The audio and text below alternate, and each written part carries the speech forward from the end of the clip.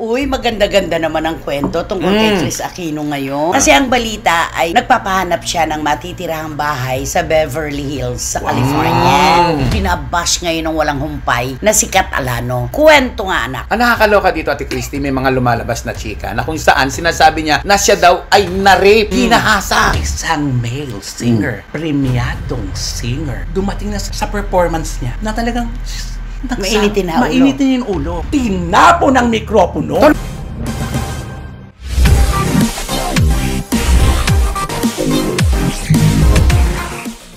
Hello naman po mga mahal naming mga kachika. Salamat po sa mga ipinararating yung mensahe sa amin. Salamat sa pagkukomento. Mula po dyan sa mga sinasabi nyo, nakakapulot po kami na ideya kung ano dapat namin gawin dito sa ating programa. Romel Chika, Hello maraming po. salamat. Salamat din po.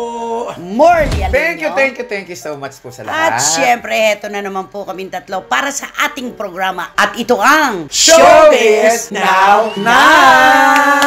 Okay. Maraming salamat po talaga. Uy, maganda-ganda naman ang kwento tungkol kay Kris Aquino ngayon. Ay, nakaka-happy to, Ate Christy. Oo, nakakatuwa ito. Kasi ang balita ay nagpapahanap siya ng matitirahang bahay sa Beverly Hills sa California. Alam mo naman, lugar yan ng mga, mga anak ng Diyos. Oo. Sikat. Ito yung tindahan pati mga shop na puro branded. Correct. Diba? Sa Beverly Hills. Pag ikaw ay nagpunta dyan, yayamanin, diba? Pero ang balita, diba? Meron yatang isang kababayan tayo na milyonaryo na ino-offer yata yung kanyang bahay para tirahan ni Kris sa LA. Parang ganon. Diba? Nakakatuwa yun. Pero nagpapahanap pa yata siya ng ibang Oo. bahay. Pero ibig sabihin yan, kapag ganyan ang balita, umaayos ang kanyang sitwasyon. Sana naman. Oo, isipin mo, naghahanap ng bahay. Ibig sabihin, maganda na ang kondisyon. Oo, aalis siya ng Houston. Siguro, nagawa na ang mga proseso na ipinangako sa kanya na kailangan ng kanyang katawan. At pagkatapos siguro ng mga proseso na ito na matagumpay, lilipad naman siya ng California para doon muna siya magpahinga. Napakagandang balita to, Ate Christy. Magandang balita ito. Oo. Positibo ito. O, tsaka maganda parang nalilibang na rin siya kasi ikaw, pag may sakit ka, pag naka-stuck ka lang sa isang lugar, lalo kang magkakasakit, bumibigat ang pakiramdam mo. Hindi ka tulad niyan, pag may sakit ka, lilipat-lipat ka rin, hindi ba nakakagaang-gaang din naman? Oo, totoo yan. Ang unang-una pa naman ay pinagbabawal ng mga doktor sa mga may karamdaman, stress. Yeah. Napakarami pong nagagawa ng stress sa ating kalusugan, positibo at negatibo. Nako, talagang kailangan iwasan po natin ito. Dito nag-uugat ang lahat ng mga kaakibat pang mga sakit na maaari tayo magkaroon. Totoo. Ate Christy, nung pumutok yung balita, nalaman ko yun na nagpapahanap ng bahay si Kris. Alam mo, isa lang ang nasabi ko. Thank God, kasi hindi biro yung pinagdaanan niya. Totoo. At marami ang mga ekspekulasyon, marami nagsasabi na mamamatay na si Kris, na nakakalungkot para sa puso natin. Dahil hindi man natin friend si Kris ng bonggang-bongga, particular na ako, nakasama ko lang siya sa programang Dabas, siyempre hindi tayo magsasalita at mananalangin para sa isang kapwa. totoo yan. Kaya naman nung malaman ko nagpapahanap ng bahay, isa lang ang pumasok sa isip ko. Maraming salamat sa Diyos dahil eto yun. Sana nga ay tuloy-tuloy na Morley at Romel kasi ito naman yung ipinagdarasal natin noon pa man, di ba? Ang sana'y makaligtas siya, sana'y malampasan niya ang pagsubok na ito. At kapag ganyan na gusto na niyan lumipat ng lugar, magandang senyalis ito.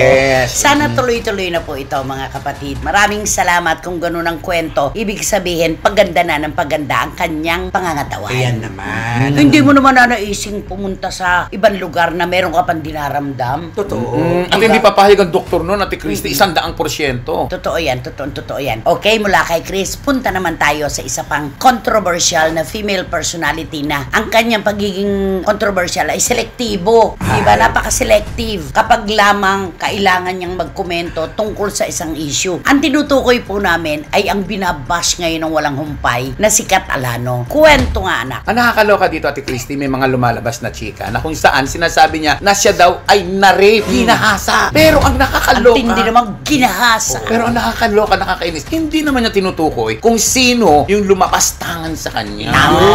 Yun ngayon, ang inaano ng mga tao, nagbabasa. Ano ba yan? Bakit sumasabay ito sa issue ni Oo, napakasaw-saw kawera mo, Ayun. sabi niya, isa kang patis ng bayan. Ginaganon siya talaga. Matindi po talaga ang tinatanggap na bashing nitong si Kat Alano. At ako naman, ang punto ko, ganun pala at ikay nilapastangan. Ikaw pala ay ni-rape. Ang unang-unang pumapasok sa isip ng isang babae na ninanakawan ng dignidad ay ang magsumbong sa mga may kapangyarihan. Dapat yun ang unang-unang ginawa niya. Dapat ay magre-report ka at ikukwento mo kung ano nagganap sa'yo. 19 kopong-kopong pa, sabi mo na nga yan. Ba't hanggang ngayon nakikiangkas ka lang sa mga issue tungkol kay Vong Navarro? Diba? Nagtataka ako, Ate Christy, 2014 pumutok na rin yan. At ngayon pumutok ulit ang bagong issue. Eto Pasok na ulit naman siya. Sino ang tinutukoy mong rapist? Oo, totoo yan Ang akin, kung matapang ang isang babae tungkol sa kanyang ipinaglalaban, magbabanggit siya ng mga pangalan. Correct. Kung sino yung dapat managot sa naganap sa kanya. Hindi pa-blind item ang ginagawa niya Kaya tuloy sabi ni Tanya, di ba na? Sabi niya, di kung meron siyang ebidensya, ilabas niya. Yun na, hinahamon na siya. Wala. Lagi niyang sinasabi kasi ang sabi ni Bong, alam ng Diyos, alam ng Panginoon na hindi ko ginawa ito, yung kay Denise Cornejo. Ang sabi naman ni Kat Alano, okay, you always use the name of God for your defense, sabi niya. But God knows also when you raped us. Ayun. May ganon, diba? Ewan na naman kung para kay Bong yon. Kasi wala naman siyang binabanggit na pangalan. Ano ba tong rapist na to? Multo ba to? Bakit hindi niya mapangalanan? Nagugulo tuloy yung kaso. Iniisip ng mga tao kay Bong, ano ba to? Sino ba to? Bakit ba sumasabay ito? Pwede naman tong, dapat nung nauna pa siya, nung hindi pa naglalabas tong nabubuhay tong Denise na case, di ba? Nilabas niya sa kanya kung ano yun. Parang ini-imply talaga ng mga tao tuloy ngayon dahil sa sila kasasabi niyang rape din siya, nag-aasa din siya. Iniisip ng mga tao na si Bong ba talaga ito? O minsan isinasabi, baka si Bong yan. Which is unfair naman dun sa isang tao na kung hindi naman yun ang pinatutunguhan mo. Na unfair din para kay Kat, kundi diretsoin naman natin kasi wala nga siyang binabanggit na pangalan. Pero kung talaga na pinagmamalasakitan mo at mahal mo ang sarili mo, ganun pala na ni-rape ka, ganun palang pinakialaman ang iyong pagkababae. Ba't hindi ka magbanggit ng pangalan para magdusa yung may kasalanan? Ganun lang. Tampaan din ng kaso. Yun naman ang unang-una. Kapag ang babae ay ninakawan ng dangal, ang unang-una niyang gagawin, magsumbong sa mga may kapangyarihan. Ate Christy, hindi naman natin nilalaktawan ang mga kakayahan at sinasabi ni Kat. Ang akin lang, Ate Christy, sana nga maging makatotohanan ka sa mga sinasabi mo. Kasi both sides yan Kung ikaw ay na-rape, nakakaawa. Dapat magkaroon ka ng Nakikisimpatya karapatan. tayo. Pero kung hindi naman at drama lang, paano naman yung ginagawa mo ng kwento? Sana ang akin lang, Kat, yung bang katulad sabi ni Ate Christy, tayuan mo kung ano ang totoo dahil wala namang masama kapag nagsasabi ka ng katotohanan. Tapos parang nagagalit siya sa mga bashers. Kailangan bang umamin ng isang babae para i-bash nyo lang? Ganun siya. Oo, meron siyang ganon. Kaya nakakalito tuloy, ano ba talaga to? Sino ba talaga? At saka napakasakit yung binabato ka ng iba't ibang uri ng pangalan. Dapat para matigil yan, diretsuin mo kung sino yung taong pinatutungkulan mo para hindi ka nalalagay sa alanganin. At para hindi ka rin naididikit kay Bong kung ano man. Hindi kapag may maingay na pinag-uusapan tungkol kay Vong, saka ka lang lumilitaw. Lulubog lilitaw, di ba? So, syempre, ang akala ngayon ng ating mga kababayan, ng mga marites, si Vong Navarro yung tinutukoy mo. Pero wala kang binabanggit na pangalan. Safe ka doon. Sasabihin mo, why did I mention his name? Di naman na. Ba't kayo nagre-react? Di ba napakasigurista? Kung matapang ka at talagang gusto mong ipagtanggol ang kaapihan mo bilang isang babae na ninakawan ng dangal, dapat banggitin mo kung sino talaga yan. At yan ang hamon sa'yo ng sambayan ng Pilipino. Banggitin mo kung sino yung nang-rape sa'yo, yung nanggahasa sa'yo, hindi yung kung ano-ano mga tinitext mo, ipinopost mo, wala ka naman binabanggit kung sino to. Manindigan ka, Kat, para matapos ang kwentong ito. Hindi dugtong ng dugtong kung ano-ano mga lumalabas. Saka napaka-unfair naman doon sa mga taong naakusahan ng hindi naman sila. Oo, napapagbintangan. Lalo na yung mga nakikiangkas na ganyan sa mga kwento. Magiging matibay nga yung kaso na ito ni Denise. Kung pati ikaw ay magkakaso rin para bumigat, di ba? Kung talagang Kung totoong nangyari sa iyo yan at pinakialaman ni Vong Navarro ang dignidad mo. Ganun lang naman yun di ba? Idugtong na natin ito sa isa pang issue na talagang tinututukan ngayon tungkol pa rin kay Vong Navarro. kasi madudugtong mo talaga itong kwentong ito. Hindi pwedeng hindi. Siyempre, ang labanan dito, hindi lang naman po si Denise Cornejo. Siyempre, kasama ang pangalan dito ni Cedric Lee, isang kababayan nating negosyante na nakalaban ni Vong Navarro. At nakulong. Nakulong ng 8 buwan sila ni Denise dahil sa grave coercion at saka illegal detention na di umano'y ginawa nila kay Vong Navarro. Ngayon, nagising po itong si Cedric na alarma at nagsalita. Sabi niya, sa wakas daw, mapaparusahan na ang serial rapist. Ang sakit nun, ha? Yung serial, doon ka mag-iisip. So, pag sinabing serial, meron tong iba pa. Paulit-ulit. Mga ginahasang iba-iba. Parang serial killer. Parang may pinatay na, may pinatay pa ulit. At large nga lang. Pero serial killer ang tawag sa kanya. Parang kina-i-enjoy niya na, ikinasasaya niya na, yun ang gagahasa at siya. paulit-ulit na ginagawa. Di lang nahuhuli. Unang-una sabi niya, o ngayon, wala ka nang pwedeng ipagmayabang. Nakakulong na si De Lima. Yun, nakakaloka yun. Oo, sabi niya, na noon ay tagapamuno ng DOJ na nagtanggol sa'yo. Namatay na si Tony Calvento na isa pang tagapagtanggol mo. At, etong pinakamatindi,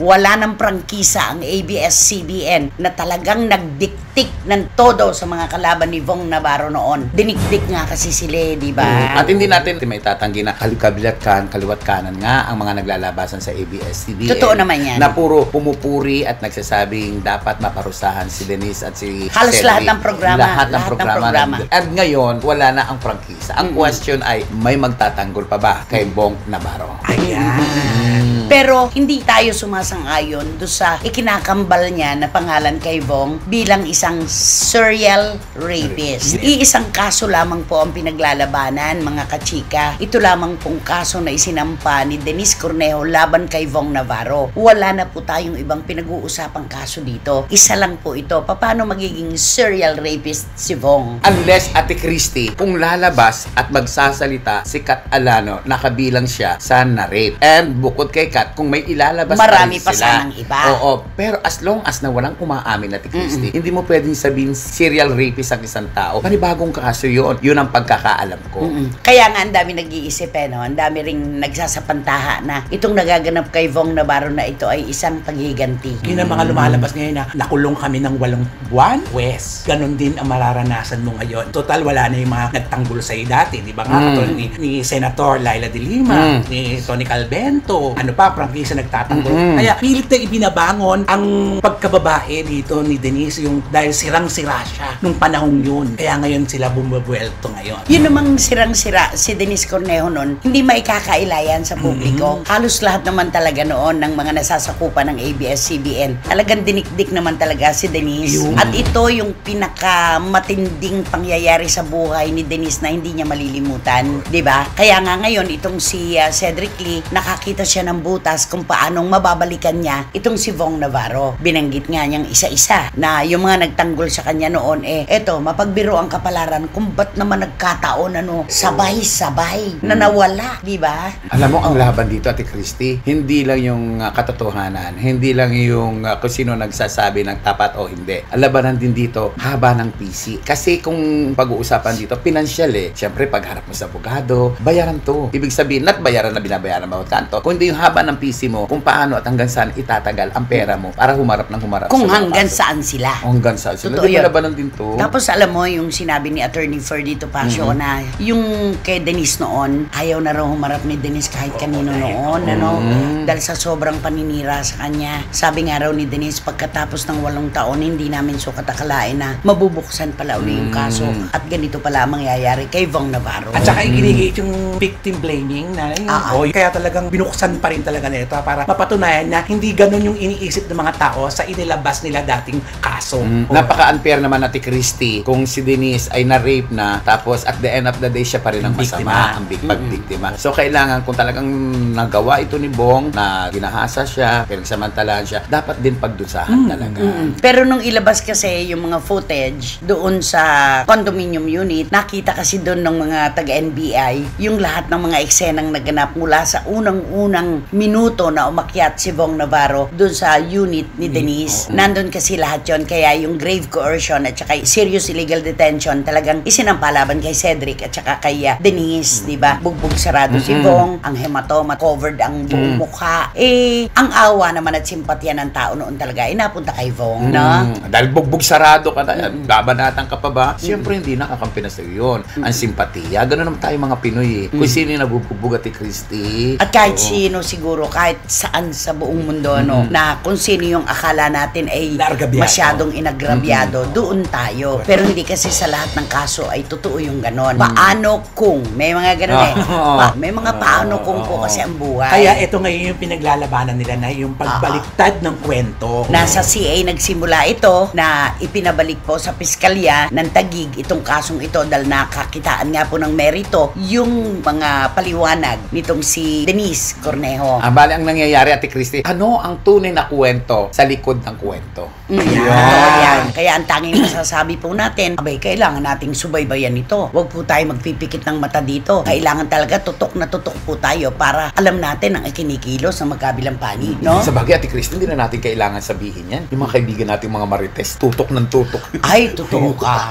Tapos yung mga interviews ni Bong noon pang 2014, pinubuhay ngayon eh. Kaya nga sabi ni Attorney Ferdy Topacio, yung trial by publicity, napakahalaga na sangkap sa isang kasong kinasasangkutan natin. Nauuna yung publisidad na negatibo, kaya naiimpluwensya ng publiko kung kanino kakampi at maniniwala. Ngayon, dumating na sa puntong meron ng order. Nabaliktad. Oo. Wala na muna magsasalita para lang wala tayong makuha. Dapat talaga. Dapat kasi may gag ganun. order. Oo. Sa bagay na pag-usapan natin yan, di ba, Nay? Na siguro darating ang araw, wala na tayong maririnig mula sa Ganun talaga, oo. Paghawak na ng korte ang isang usapin, wala nang pagkakataon o hindi na malaya yung akusado at yung nagbibintang na kalikutin pat dalirutin yung issue sa publiko. Wala na silang karapatan. Pero yung mga dalahira, yung mga... hindi na mapipiliran yun. yung mga chismosa. Walang Sorry pigil ko, yun. Toy. Oo. Ano, Doy, pagka kinulong yan, buong Pilipinas na yata, makukulong na. At saka bilib ako sa mga marites, Oo. bagyang kibot. Meron nga isang actress, bumili ng dalawang, di Oo, ba? tama na, Nay. May isang actress na hiwalay sa asawa, bumili ng dalawang mamahaling telepono. Napansin nila agad kung bakit dalawa.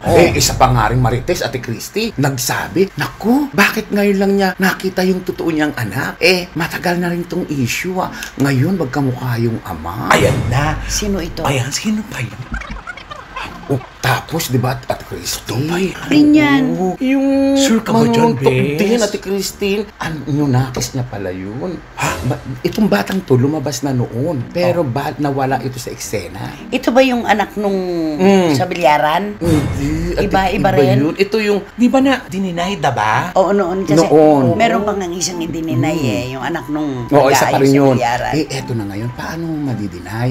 Kung ano ang galaw ng tatay, siya rin galaw. Dapat dyan, dapat magpa-ano sila, di ba? At Magpates. magkamukha sila. Ang dali-dali pa naman kamukain mo.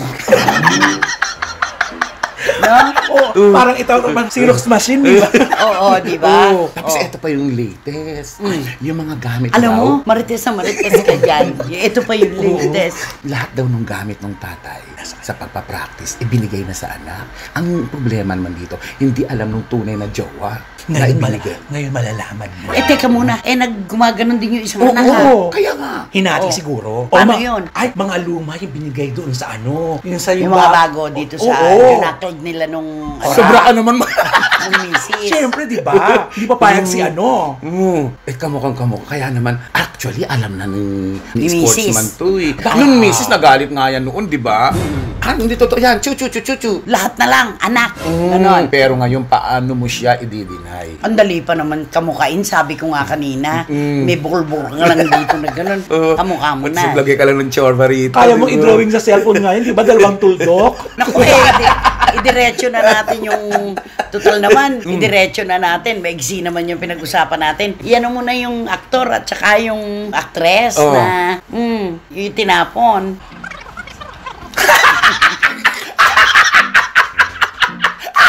Nawala sa isip ko! Hindi na wala ka makakalimutin talaga. Nawala.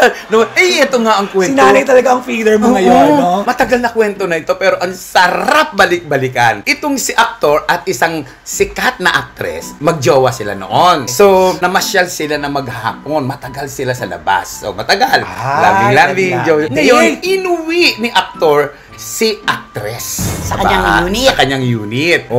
Yung nanay niyang artista din, no, aktor, katikatera. Pinalinis yung bed. Pinatanggal ang bed. Ay, ibinilad sa araw. Oo, para naman maayos. Siyempre, alam mo naman nanay na to. Malinis sa katawan to, malinis sa bahat, pinalinis. Nang walang kaalam-alam si aktor. Eto na. So, si aktor at si actress dumating sa bahay. Kinarga ni aktor si actress. Maliit lang si actress.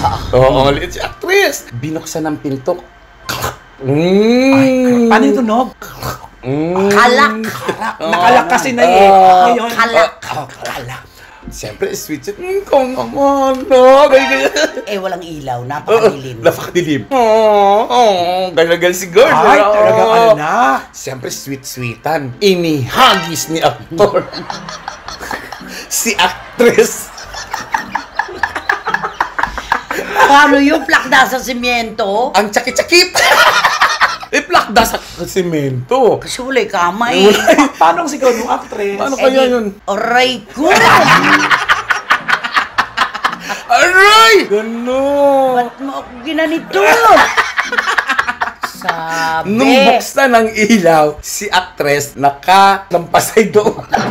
Ano ba? Nakalupas. Kasi wala yung kam. Wala yun. Nagsorry siyempre itong si So, aktor. hindi na tuloy-tuloy yung ano. di na Malamang. Wala. Diyos ko, naglulupasay na yung babae.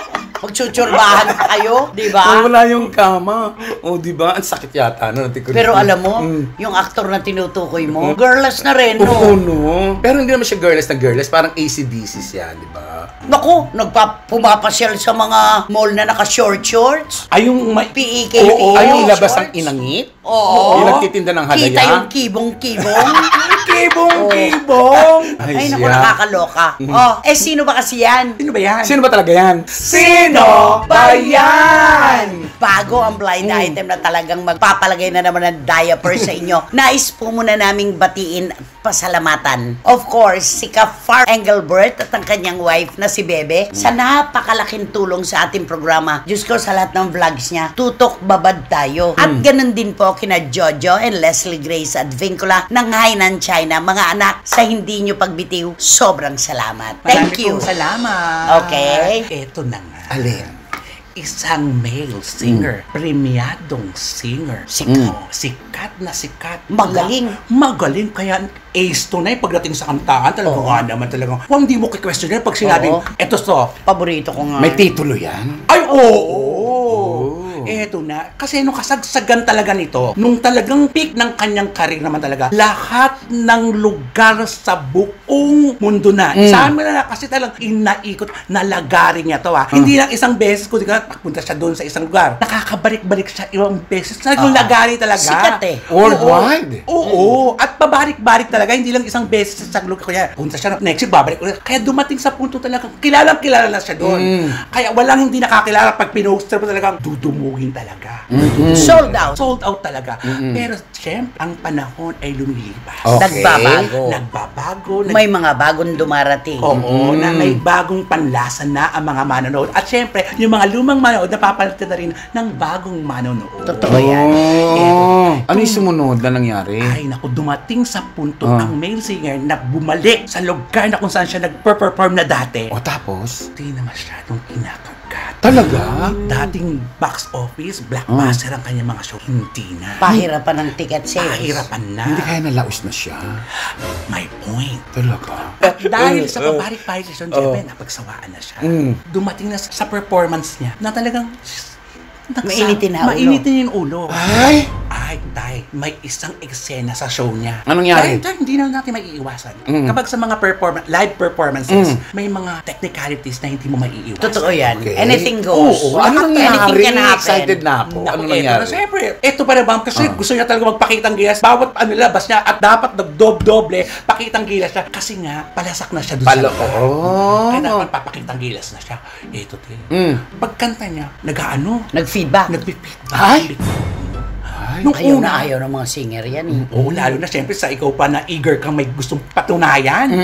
Nung una, makikita mo yung singer na maganong-ganon na, pero tinutuloy-tuloy pa rin. Perfectionist pa naman siya. Ay, yun ang ayaw na. Kaya makikita mo kagad sa mukha, gumaganon na. Ay, patuloy pa rin ang feedback. Ay, tanong mo kung anong ginawa niya. Ano, Ano nangyari? ginawa niya? Tinapo ng mikropono. Talaga? At hindi lang basta pagtapon. Ang pagtapon ng mikropono, may natamaan na audience. Sa audience. Sa unang-una yung Front row. nagmamahal pa ang ticket. Tinamaan.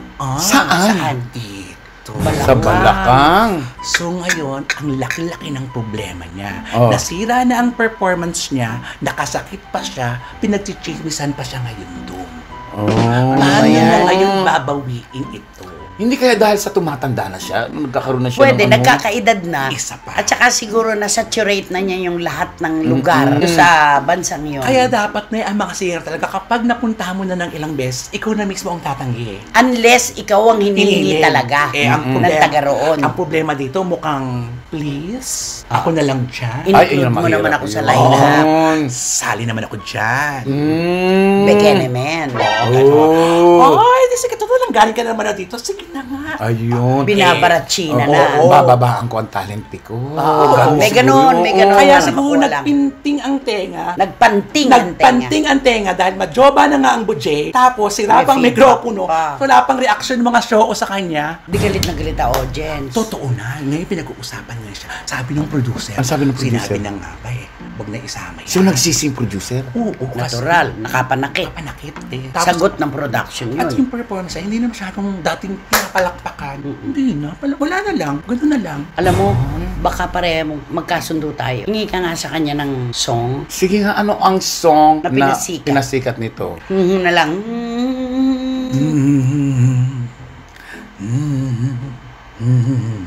Ano yun? Parang naman di kita. Para naman, Parang para naman malayo pa yung araw ng mga patay. para naman nananakot ka. Ano yan? Ito, pakinggan niya. Oh. Parang wala naman. Ano yun? Ah! Ayun. Tama na ako rin. Alam mo? Chorus! Trio!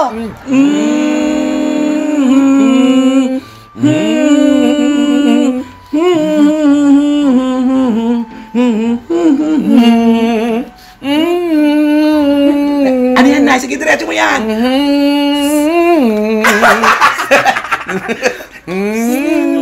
Oh.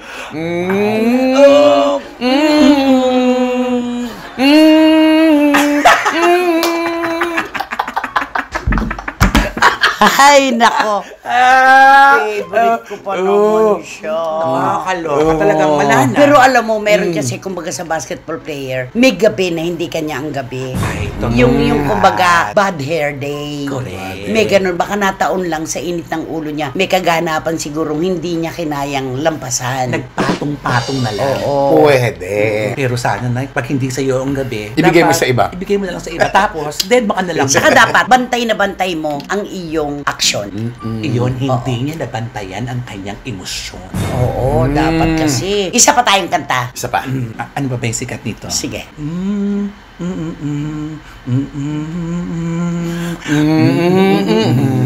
Trio ulit.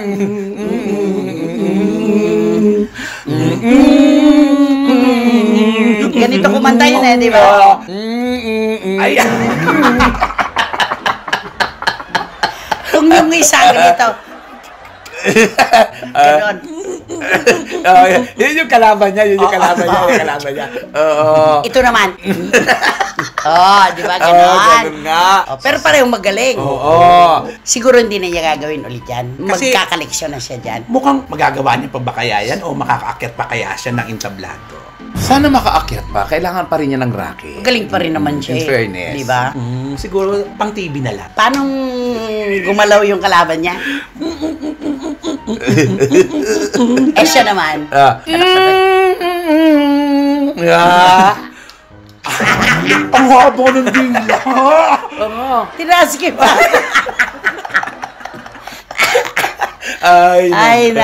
Ay, nako mga kachika, sigurado. Nako, halos pangalanan na po namin kung sino ito. Oo bigay Diba? na bigay na po yan. Kaya wala kayong dapat gawin. Meron nga palang isang may kayabangan na Becky personality.